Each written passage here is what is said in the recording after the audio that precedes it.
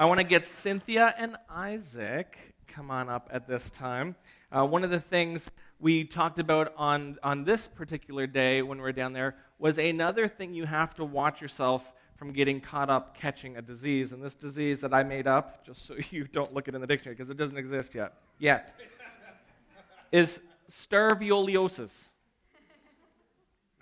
Okay, no, not catching. Okay, I'll give you the definition. A constant depletion in heart, soul, mind, and strength which causes you to be ineffective. Stervioliosis. I just put oleosis at the end, but it's starving, right?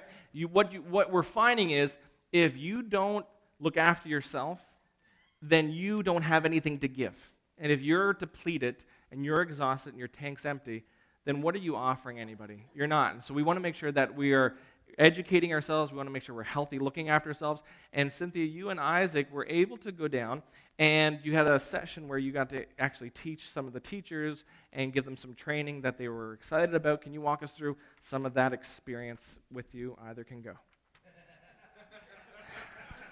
Son, mother, whatever. I've never seen Mom speechless. This is this is recording, right? That's recording? Yes. See. That's going to come back. Yep. We'll replay it every hour on the hour. Very good. So Mom and I got a really awesome opportunity to go to Cairo. Yeah, it was in Cairo. I get to say that. In Cairo to the school there and meet with some of the teachers and just kind of share a little bit of the programs and strategies that Mom and I are trained in to bring it to them, just kind of equip them, give them some more tools in their toolbox to hopefully connect with their students in the best way possible. Yeah. Myself, I got the opportunity to talk about a program I've been working in for about 4 years, promoting alternative thinking strategies, which is equipping teachers with the knowledge to kind of walk through with their students when their students are having kind of the emotions that scare us and behaviors can stem from those emotions, giving the teachers the equipment and the knowledge to guide students through that and kind of cut down on behavior.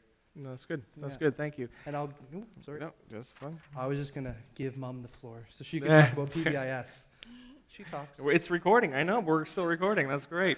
Cynthia, one of your experiences, you had a heart for realizing the English language and how powerful it is if they start learning that, how that can actually increase some of their effectiveness or even salary and different things like that.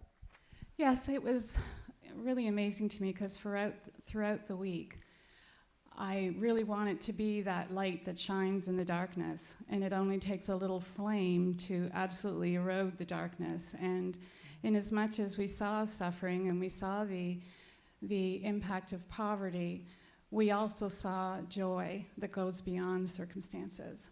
And we were able to fellowship with the church last Sunday in this little concrete tank with plastic resin chairs, and just how much it blessed me and amazed me about how fickle I am, that I have to have the lighting just right and the music just right and the chairs just right, but to come together with that heart for the Lord. And so as I endeavored to find where my light was going to shine, it was in the English, in the fact that English, as I was beginning to learn through hosting international students, I began to learn that having the ability to speak English was a trade. It was a means of marketing oneself. It was a means of making money to just sustain life. And it's such a simple thing to think that English could really really explode the darkness, could give. One of the translators shared that in learning English, he's now able to translate for Servant's Heart Ministry. He's on staff. We called him Junior because they don't pronounce their J's. And he was just able to, because of knowing English, he was able to serve alongside of us and serve others. And I saw even at the resort, those that were bilingual, they were the ones that were employed. So when I think about myself as what kind of a light can I give, how can someone who's just an everyday sinner in need of God's grace be able to teach and equip? And that just brought me great joy to think, yeah, okay, I could teach English and provide a language that I'm somewhat fluent in to be able She looks to me like I'm not. That's great. Yeah. And just how such a simple thing like that could